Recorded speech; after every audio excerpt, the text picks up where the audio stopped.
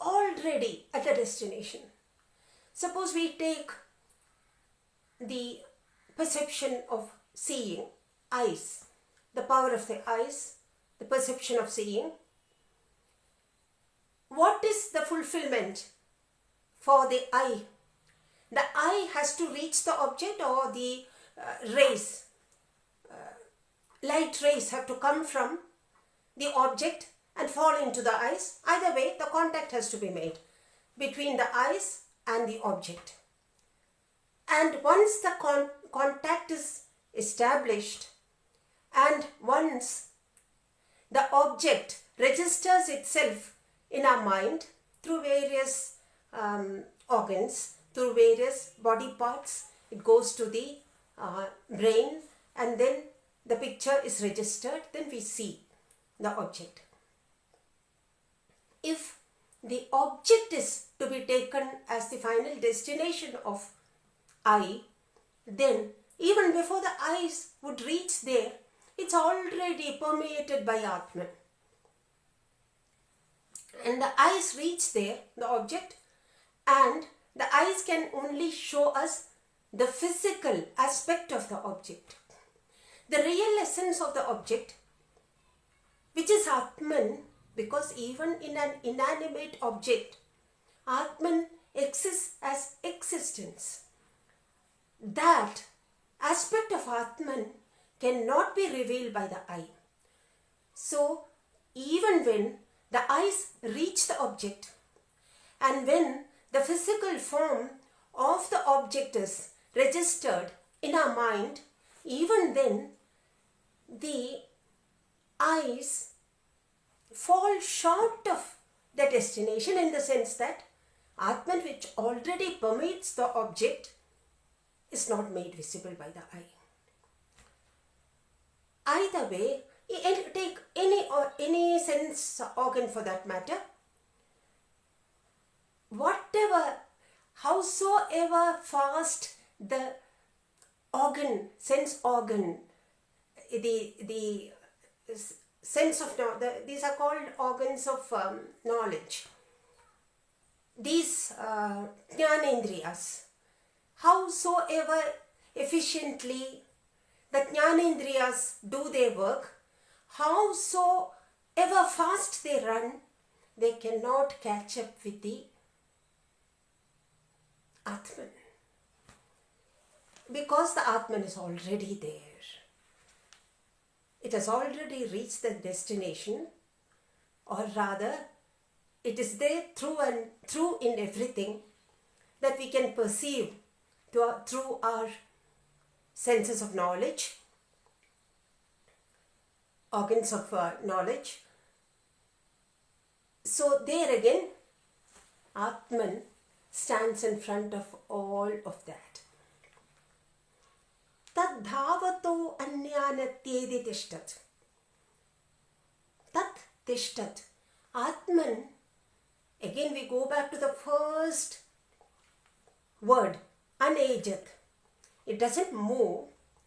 It stays firm. It doesn't go anywhere. Tat tishtat. It stands where it is, firmly rooted. Still, it overtakes the other things which run. The other things which run, sense organs, anything for that matter, anything that can run in the normal vyavaharika sense on a worldly plane, all those things will definitely feel that they are all overtaken by Atman. Atman is always ahead of them. They can never overtake Atman. We can only say that they are always in a state where they have been overtaken by Atman.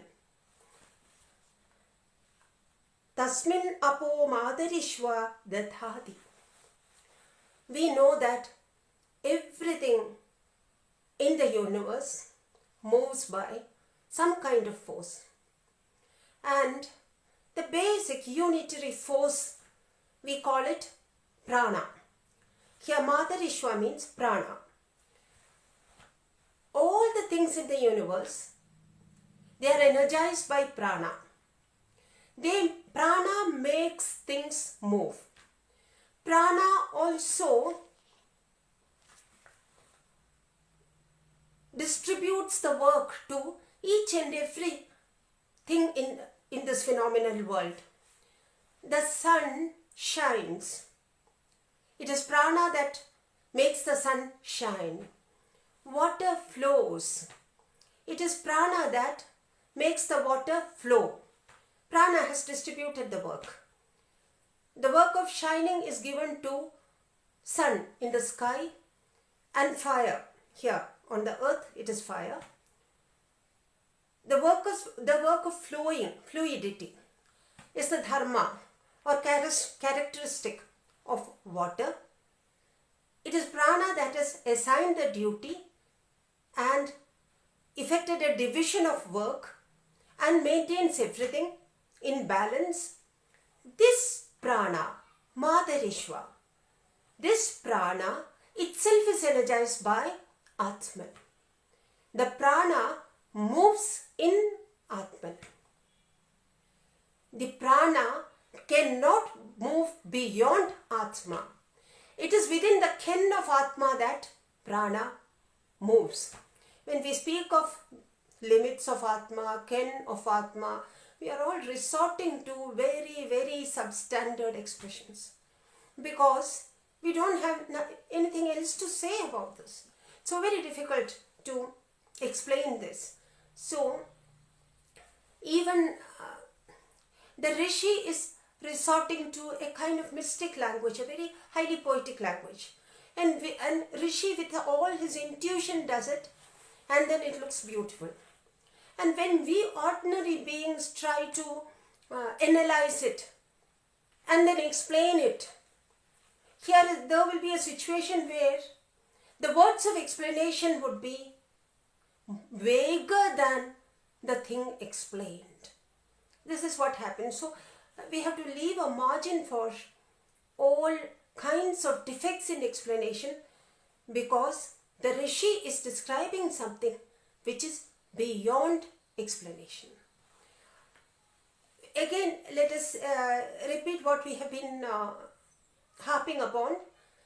The first mantra speaks about the attitude to be adopted. The second mantra speaks about the way in which we have to perform our actions. The third mantra warns us. We are given a warning. What will happen if we disregard Atman? If we kill Atman? What will happen to people who are Jana, Atma Hano Jana? What will happen to killers of Atman?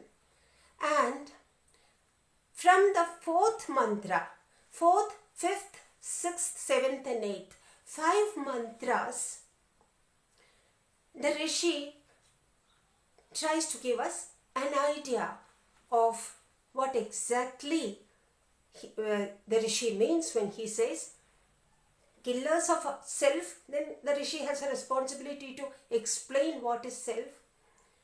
So that is the concept of self is sought to be explained. We can't say fully explained. Sought to be explained through the next 5 mantras from mantra 4 to 8. Mantra 4, with God's blessings, we'll see in the next session. Pranamam to all blessed souls. Shri Gurubhyo Namah.